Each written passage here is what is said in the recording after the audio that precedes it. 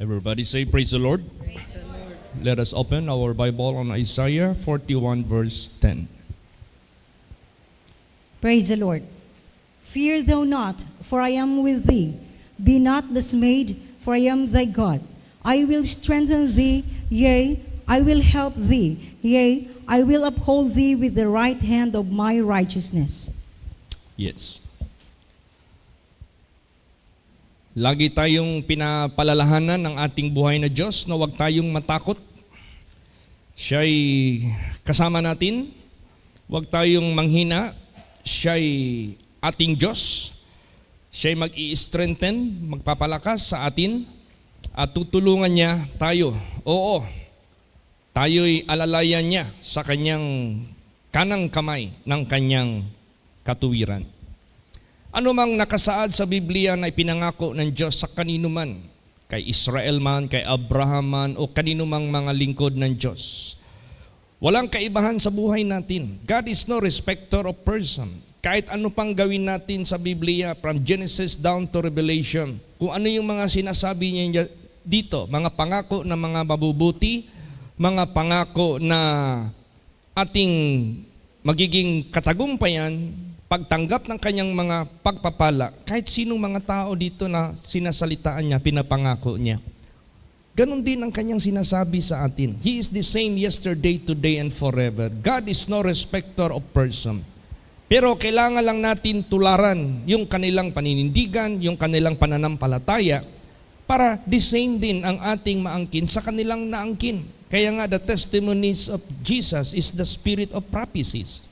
So ibig sabihin yan, itong mga testimonies ng Diyos, Old and New Testament, how God bless His children according to His promises, but out of their faith and obedience, out of their steadfastness, sa kanilang pag-ibig, paglilingkod sa Diyos. So kung ano yung mga ipinakita ng mga anak ng Diyos, yun din natin ipapakita ngayon sa Panginoon. Dahil tatanggapin din natin kung ano yung tinanggap ng mga anak ng Diyos. Like Israel. Kalimitan sa Bible, Israel ang name-mention dito. But as we read the Bible, pag sinabing Israel, pwede yang i-address sa atin. Kasi we are no longer stranger or pilgrim o matatawag nating outside of the promises of the covenant of God in Israel. We are already together with the Commonwealth of Israel by faith. Kaya bawat salita ng Diyos, kanino man niya ina-address ito, pag binabasa natin ito, we can claim it. We can have the same privilege. Praise the Lord. Basahin pa natin Isaiah 41:13 hanggang 14. Praise the Lord. For I, the Lord thy God, will hold thy right hand, saying unto thee, Fear not, I will help thee. Fear not, thou worm Jacob, and ye men of Israel. I will help thee, saith the Lord, and thy Redeemer, the Holy One of Israel. Yan. Huwag tayong matakot. Siya'y ating Diyos at siya'y tutulong sa atin. Huwag matakot. Thou worm Jacob. Imagine, ang address niya kay Jacob is worm. Pag sinabing worm, you are helpless, you are powerless, you are so weak. Ganon din ang buhay natin. Sa harapan ng ating Panginoon Diyos, we are powerless. We are so weak.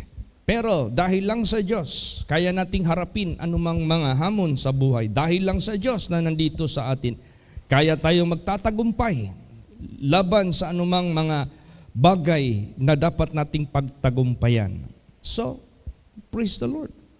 O ye men of Israel, I will help thee, saith the Lord, thy Redeemer, and the Holy One of Israel. So laging na-mention dito, huwag kang matakot. Kasi ang weakness kasi ng mga tao, pag ano yung hinaharap ng mga challenges sa buhay, mga problema, mga obligasyon, mga gawain, ano pa mang mga hamon sa buhay, natatakot.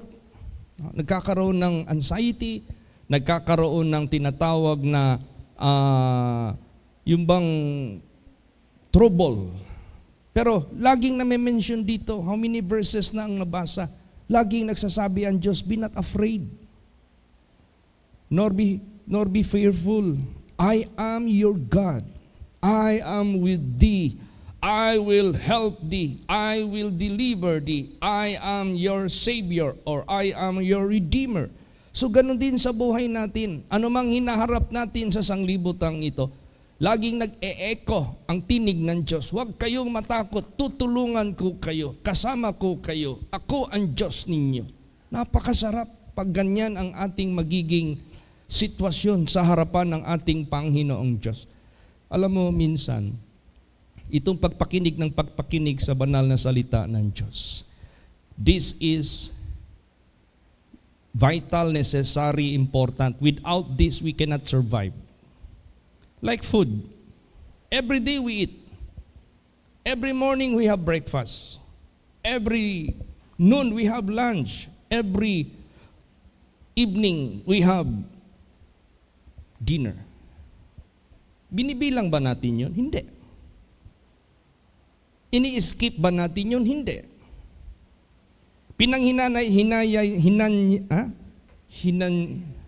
Hinayangan ba natin yun? Hindi. Masakit ba sa bulsa natin bumili ng pagkain? Hindi. Meron ba tayong tinatawag na kalungkutan na mahirap tayong magbitiw ng pambili ng pagkain? Hindi. Because we know without those, we cannot survive. Praise the Lord. So ganun din ang Word of God sa buhay natin. This is more than necessary food. We can survive all kinds of situation because God is with us. We can survive in any kind of trouble na nandito sa sanglibutang ito because God is with us. Paano na-sustain yung faith natin sa Diyos? Paano na-sustain yung relationship natin sa Diyos? By intake the spiritual food. Kung binigyan natin ng kahalagahan yung ating physical body just to lengthen our years or days, as what the Bible is saying, yung lifespan ng tao, how much more yung ating spirituality, how much more our relationship with God, how much more our future place of abode. So, huwag nating panghinayangan ang mga moments, huwag nating panghinayangan ang ating mga labors, huwag nating panghinayangan ang ating mga efforts na ginagawa natin to feed our soul, to feed our inner man. Kasi diyan nababatay ang pagsama ng Diyos sa atin. Diyan nababatay ang pangako ng Diyos sa atin. Diyan nababatay ang pagliligtas ng Diyos. Ang pangako ng Diyos. We can survive. We can have the victory kahit sa short moment natin sa sanglibutang ito. But we have the success, the prosperity, the victory by our God. Patapos ang buhay natin sa sanglibutang ito. His kingdom is at hand. It is not far. It is not so long. It is just like that. Ganun. Lahat ng mga sinasabi ng Diyos, totoo yan. Hindi yan sinungaling. Praise the Lord. Kaya pasalamat tayo sa ating Panginoong Diyos na diyan natin ilagak ang ating pananampalataya sa Kanya. Hindi tayo mabibigo. Diyan natin ilagay ang ating faith sa Kanya. Faith is the victory that overcomes the world. He is faithful that promise. Rely on His promises. He is reliable. He is faithful to His promises. Praise the Lord. Let us put our trust in Him. Let us make Him as our future. And let us always claim His good promises. Let us be mindful of His covenant. And God also is mindful to His covenant unto us. Ano pang sinabi? Isaiah 12 verse 2. Praise the Lord.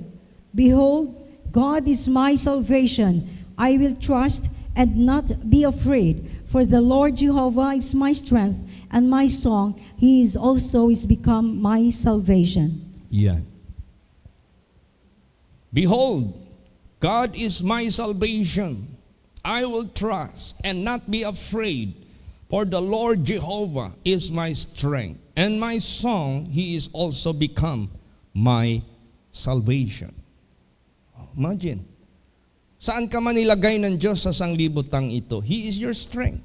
Whether you are somewhere in Europe, whether you are somewhere in Asia, whether you are somewhere in America or in Australia or in Africa, wherever you go.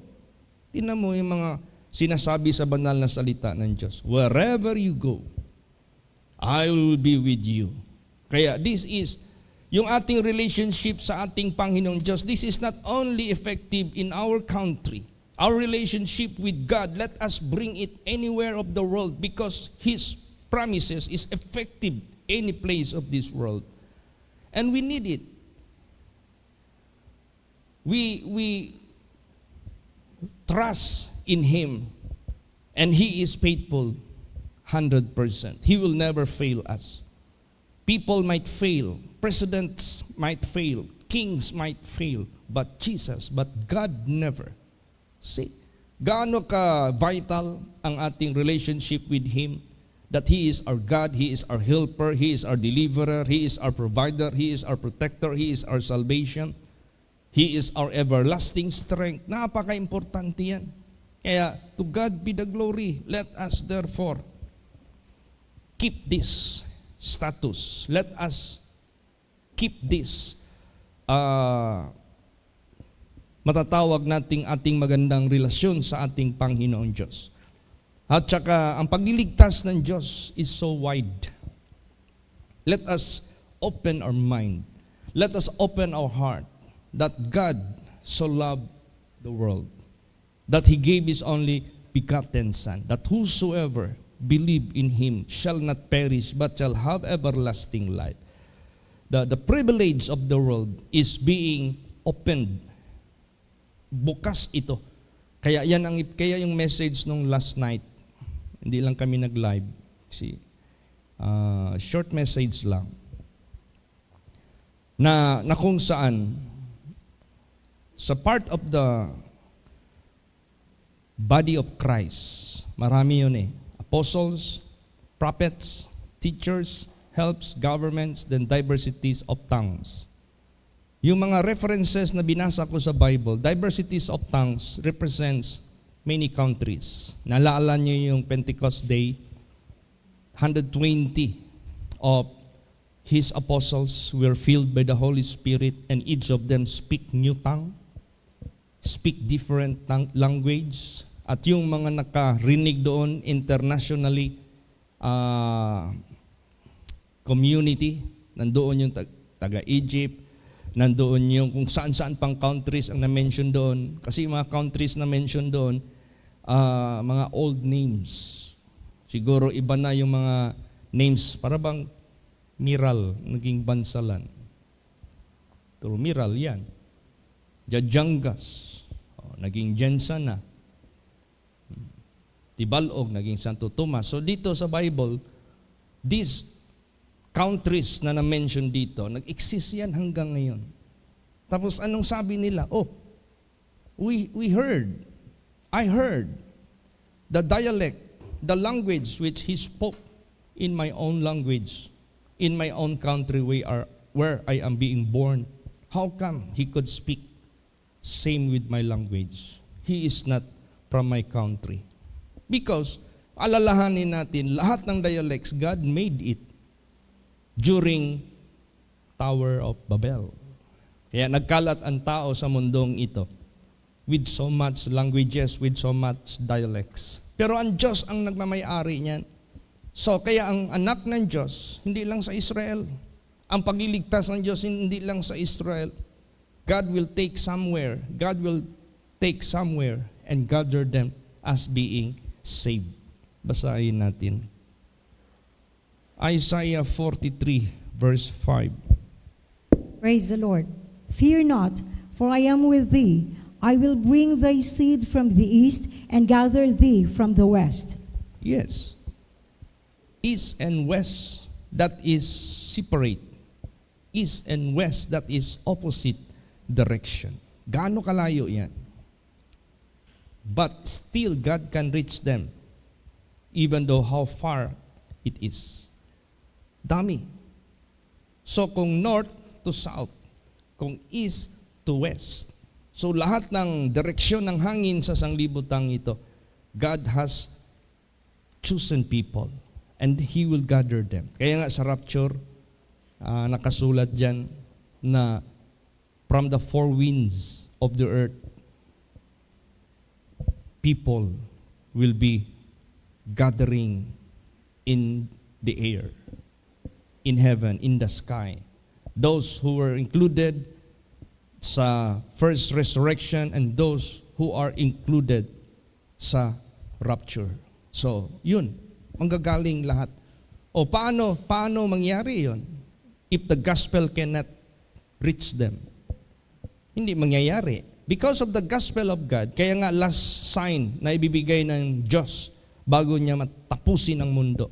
This gospel of the kingdom must be preached first unto all people of the world, as a witness unto all nations, and the end shall come.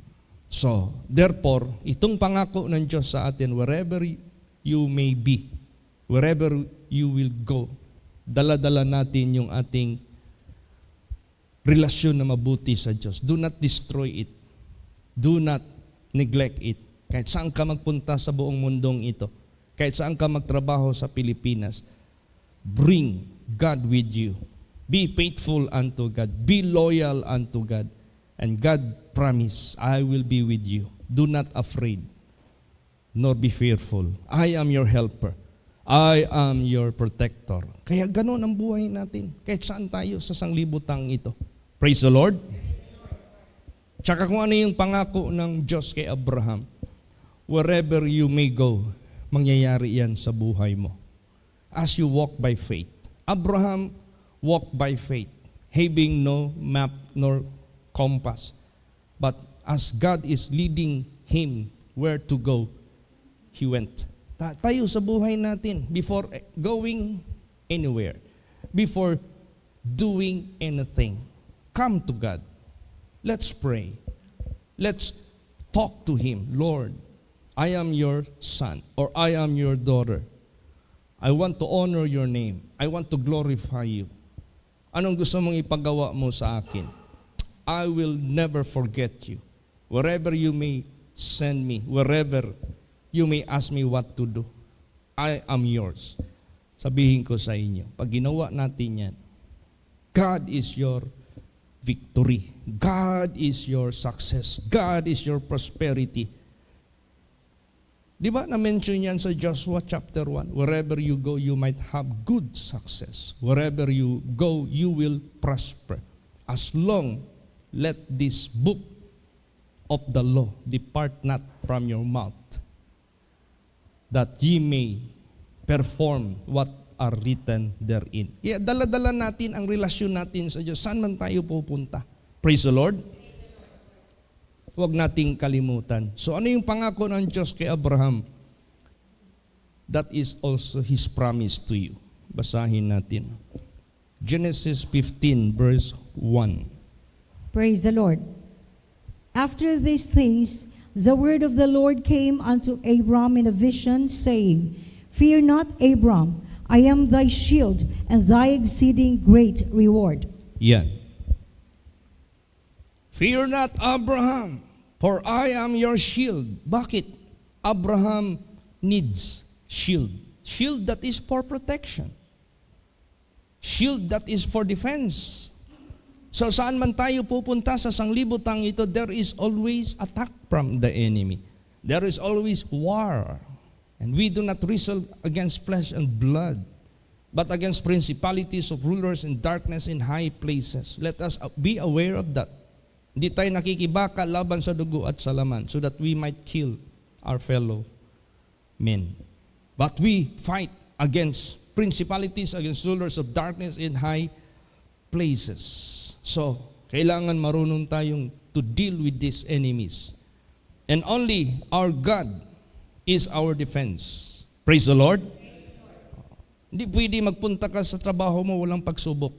Hindi pwede magpunta ka sa saan-saan man mundong ito walang tukso. Hindi pwede saan-saan ka magpunta sa sanglibutang ito walang mga challenges sa buhay mo. Meron. But remember, God is your shield. God is your protector. Kaya kailangan natin prayerful, lagi tayong watchful. God will protect you. God will defend you wherever you go. And He will bless you. Saan ka man pupunta. God knows how to bless His children and how to protect them also.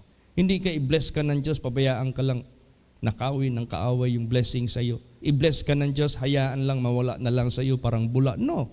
He can bless you and He can defend you from the attackers. Kumplito tayo sa Diyos. Praise the Lord. Kaya huwag nating pabayaan yung ating good relationships sa Diyos. Tingnan mo yung mga anak ng Diyos na napuntang malalayong bansa. Pakinggan mo yung mga testimonies nila. How God blessed them. How God caused them to be overcomers. How God caused them to have the victory. Tingnan mo. Because dala-dala nila yung relasyon nila sa Diyos. Saan sila pupunta? They continue in the Word of God. They continue in prayers. They continue in holiness, in righteousness, all the days of their lives. So yung promise ng Diyos, intact. Yung pangako ng Diyos nandyan. Hindi yan ma-alter. Hindi yan mabubura, magpakailan pa man. So remember, wherever you are, wherever you go, there is always battle, temptation, trials. But we need the protection of God. We need the shield of God. Huwag kang matakot. Praise the Lord. Huwag tayong mabahala. He can protect us. Basahin natin. Deuteronomy 20 verse 1. Praise the Lord. When thou goest out to battle against thine enemies, and seest horses and chariots, and a people more than thou, be not afraid of them, for the Lord thy God is with thee, which brought thee up out of the land of Egypt. Yan. Huwag nating kalimutan how God delivered us from the previous events, from the previous situations. And still God will do it again and again and again. And He can do it more and more. And He can make it greater and greater. Increasing and increasing. Your light will be brighter and brighter. Your strength will be stronger and stronger. Your blessings will increase and increase. Your good works will increase. Your righteousness will increase more and more. Imagine that. Praise the Lord. So, napakasarap. Yung ating magandang relasyon sa ating Panginoong Diyos. When thou goest out to battle against thine enemies and seest horses and chariots and a people more than thou, be not afraid of them. Ano mang mga pangailangan natin greater and stronger than us, huwag tayong mabahala. Ano man nakikita natin na demand, challenge sa buhay natin, stronger than us, greater than us, huwag tayong mabahala. We are well able to overcome them through Him. Praise the Lord. O di ba pinakita na yan ni Jesus Christ sa atin kung paano tayo pinalaya sa rentals ng building. Nung nakalaya na tayo, we were in Matina, pinalaya na rin tayo sa masikip na lugar. Kaya ba nating mag-establish ng ganitong area by our own? No. This is greater than us. But how come we possess it? How come we overcome it? How come? We are here because God brought us to His promise. Kaya ganun din sa bawat isa. Ano man yung buhay mo ngayon sa harapan ng Diyos. Ano man ang iyong challenges na hinaharap ngayon. Huwag mong kalimutan yung magandang relasyon mo sa Diyos. Hindi niya kakalimutan ang mga pangako niya. Basta faithful ka lang. Obedient ka lang lagi. Kaya sabi diyan, huwag kang matakot sa mga kaaway mo. Makita mo yung mga kabayo, mga chariots, mga higit pa na bilang mga sundalo sa inyo. Huwag kayong matakot. For the Lord thy God is with you, which brought thee up out of the land of Egypt. Kaya, saan man tayo pupunta, do not destroy your relationship with God. Saan man tayo pupunta, our life, our victory, our success, our prosperity depends on Him. Nakadepende sa Diyos. So, kaya nakadepende man sa Kanya, abide in Him. Dahil nakadepende man dyan sa Kanya, do not ever detach from Him. Basahin natin. Pakibasa po. Deuteronomy 31, 6-8. Praise the Lord. Be strong and of a good courage. Fear not, nor be afraid of them. For the Lord thy God, He it is that doth go with thee. He will not fail thee, nor forsake thee. And Moses called unto Joshua and said unto him in the sight of all Israel, Be strong and of a good courage, for thou must go with this people unto the land which the Lord had sworn unto their fathers to give them, and thou shalt cause them to inherit it. And the Lord, He it is that go before thee. He will be with thee. He will not fail thee, neither forsake thee. Fear not, neither be dismayed. Ayan. So, Joshua, called by Moses to continue to possess the land of promise. So, after Pastor Samuel Algabre, nandito na tayo. We are like Joshua. To continue to fulfill the possession of the promises of God, not necessarily materially, literally, but of course, that is included. Hindi pwede nawala yan. But that is not the main goal. That is not the main subject. But para lang ma-propagate ang gospel, para lang ma-open ang salvation sa lahat, saan man tayo dalhin ng ating Panginoong Diyos. Kaya huwag tayong matakot anumang mga challenges sa buhay po natin. God is with us. Praise the Lord. He will be our helper. He will be our deliverer. He will be our shield. He will bless us with so much blessings. Kaya si Joshua, continue siya. Kita mo naman yung pagsama ng Diyos sa buhay niya. After Joshua, then, sino na? Sinong after ni Joshua? Judges. Patuloy. Hanggang kings. Hanggang sa mga prophets. Major and minor prophets. Hanggang sa mga apostles. Ano ang main objective ng ating buhay na Diyos? To propagate the salvation of God. As we propagate it, God will provide our necessities. God will provide our dwelling place. God will provide our place of worships. God will provide all the necessities of the work of the ministry.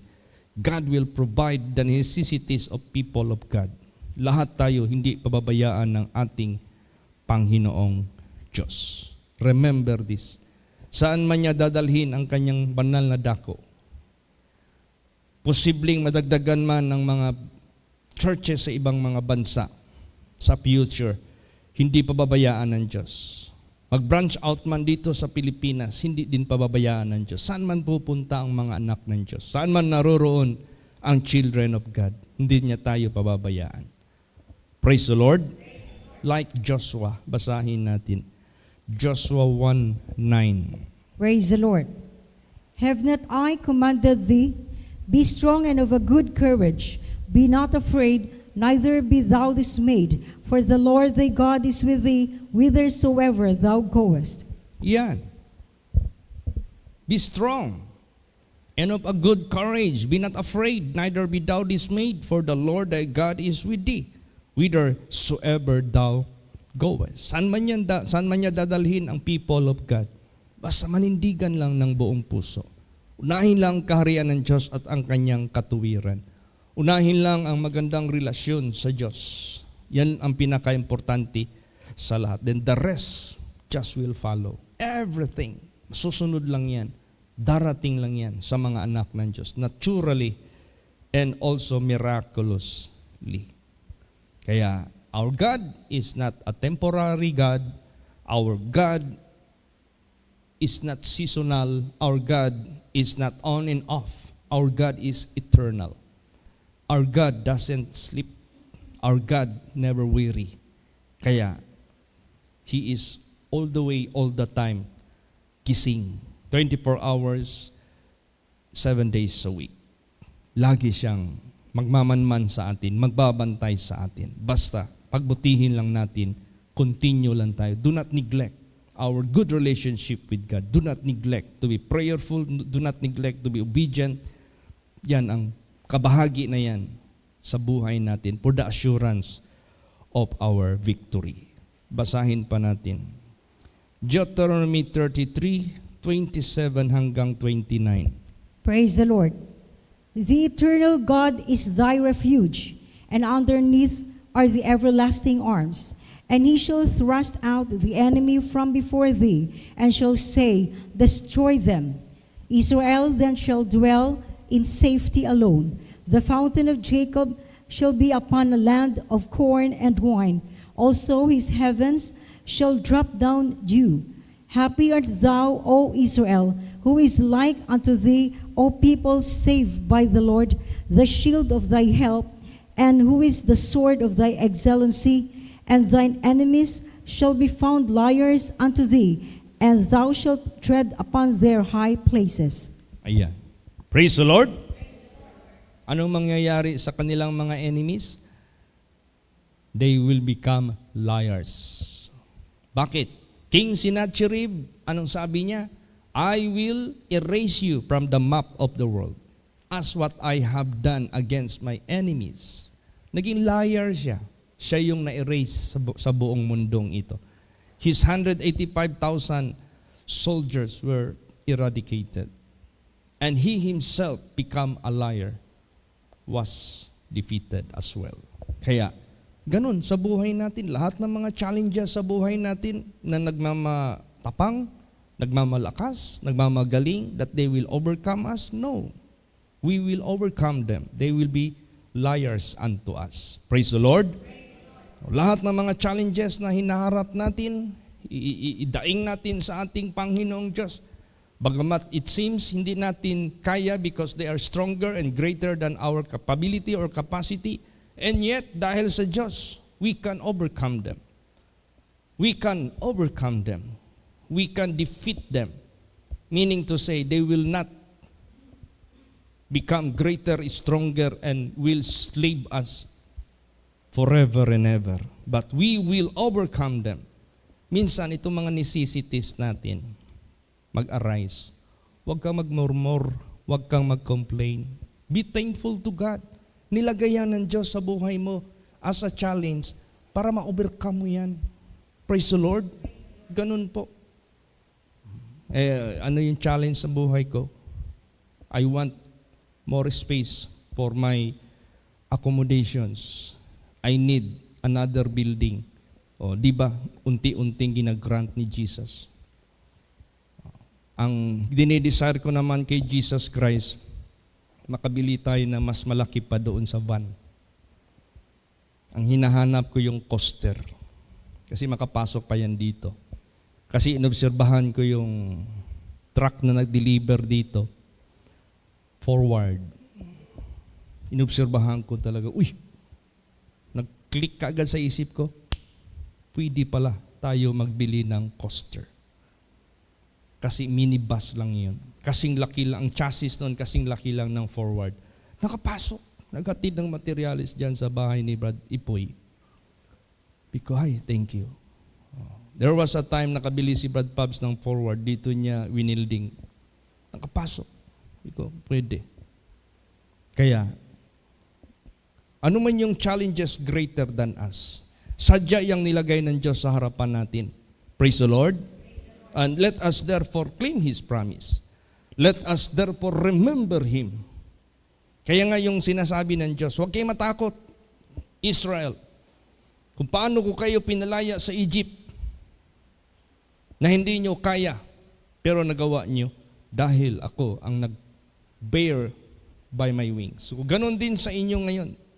Ano mang hinaharap ninyo dito? I can still do it again and again. Kaya pag may mga challenges, pag may mga obligations, pag merong mga necessities, huwag mong panghinaan ng loob. Do not complain. Do not murmur.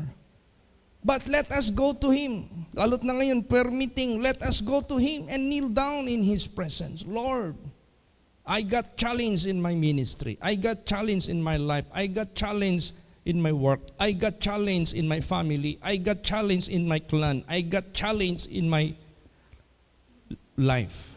Ano ang mga challenges sa buhay natin? Let us go to Him. That is why, pag may mga necessities, may mga infirmities, huwag kang matakot. Basahin natin. 2 Corinthians 12:9. Praise the Lord. And he said unto me, My grace is sufficient for thee, for my strength is made perfect in weakness. Most gladly, therefore, will I rather glory in my infirmities, that the power of Christ may rest upon me. Ayan. Praise the Lord.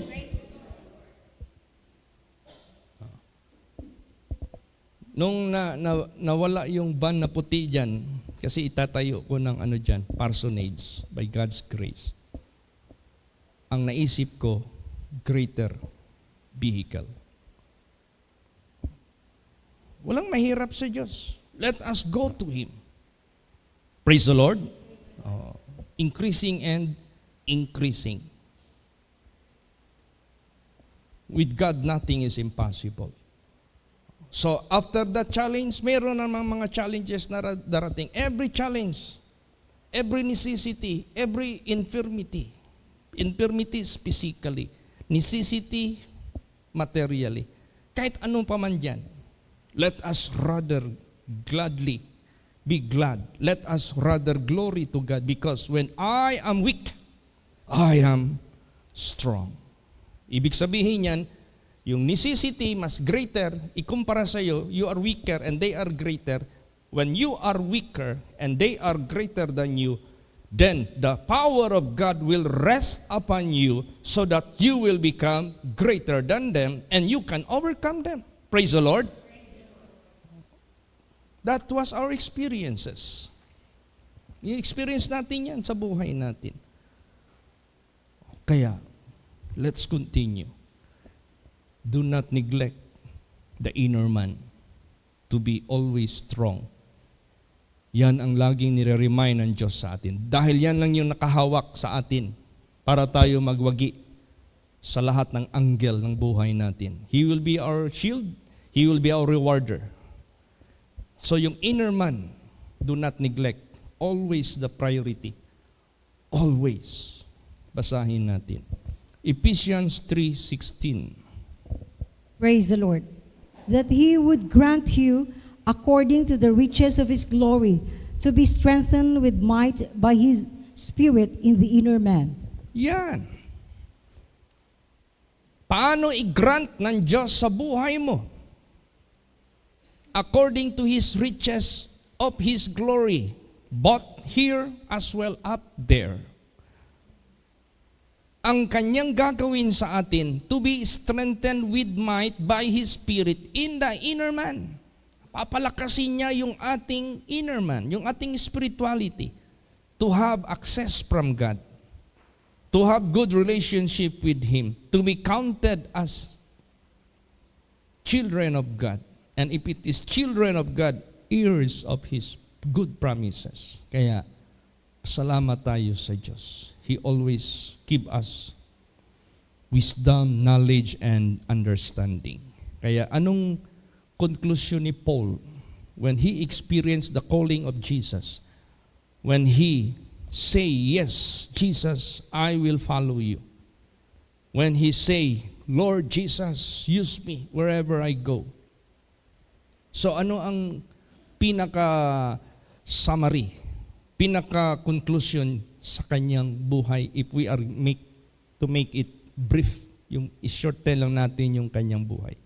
Yung sinabi niya, I can do all things through Christ which is strengthened me. Praise the Lord.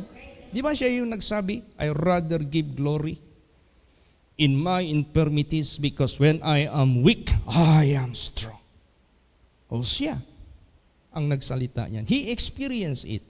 The same statements, yung mga promises ng Diyos galing sa ating unang verse hanggang ilang verses yun. Siya ang ating katagumpayan. Kaya, importante lang ma-uphold ang ating integrity. Huwag masira. Ma-uphold ang ating righteousness, huwag masira. Ma-uphold ang ating inner man, huwag masira. Basahin natin. Psalms 41:12. Praise the Lord. And as for me, thou upholdest me in mine integrity, and settest me before thy face forever. Yan. Imagine that. How important the integrity of each of us shall be upholded by Him. Kasi tuloy-tuloy na yan eh. We will remain before Him, before His face forever and ever. We shall never be detached from the presence of God. Habang nandito tayo sa sanglibutang ito, even death cannot separate us from Him. We shall stand before His face forever and ever as our integrity is being withheld or upholded by Him. Praise the Lord. So yung integrity, yung inner man natin, must be intact, must be preserved. Kaya sa ating pagsunod sa ating Panginoong Diyos, although we feel the hardship, we feel the persecutions, the difficulties, but still don't worry. He is there. He is our God. He is our strength. He is our defense. Siya lahat sa buhay natin. Basahin natin. Psalm 63 verse 8. Praise the Lord. My soul followeth hard after thee, thy right hand upholdeth me. Yan. My soul followeth hard after thee, thy right hand upholdeth me. So, para nandyan pa yung kamay niya na mag-uphold sa atin, let your integrity preserve. Let your inner man remain strong. Let your good relationship with Him remain and improve and stronger. Yun ang gusto ng Diyos sa buhay po natin. Ngayon, wag lang ang isipin natin sarili natin. Dalawa ang isipin natin. Those who would be saved, yung maliligtas pa, and those who fell behind us. Yung mga nahulog sa likuran natin. Let us remember them in prayer. Praise the Lord. Dahil mismo si Lord Jesus Christ, when His disciples denied Him, Peter denied Him 3 times, all His disciples left Him. But He remembered them and never lived without remembering Him to revive, or remembering them to revive, remembering them to be restored. So ganon sa buhay natin. Yung mga nag-backslide, yung mga nanghihina, let us not forget them to pray as long as they are still breathing. Praise the Lord. Tandaan natin yan. So if we pray for those na ililigtas pa sa ibang mga lugar, we have to pray also those who fell, because God is able to bring them back again. Basahin natin. Psalms 145 verse 14. Praise the Lord. The Lord upholdeth all that fall, and raiseth up all those that be bowed down. Yes, the Lord upholdeth all that fall, and raiseth up all those that be bowed down. So dapat meron din tayong tinatawag na concern. Meron din tayong tinatawag na burden sa ating mga kapatiran who fell. Let us pray for them. God will uphold them back to Him. No? Ibalik sila sa Panginoong Diyos.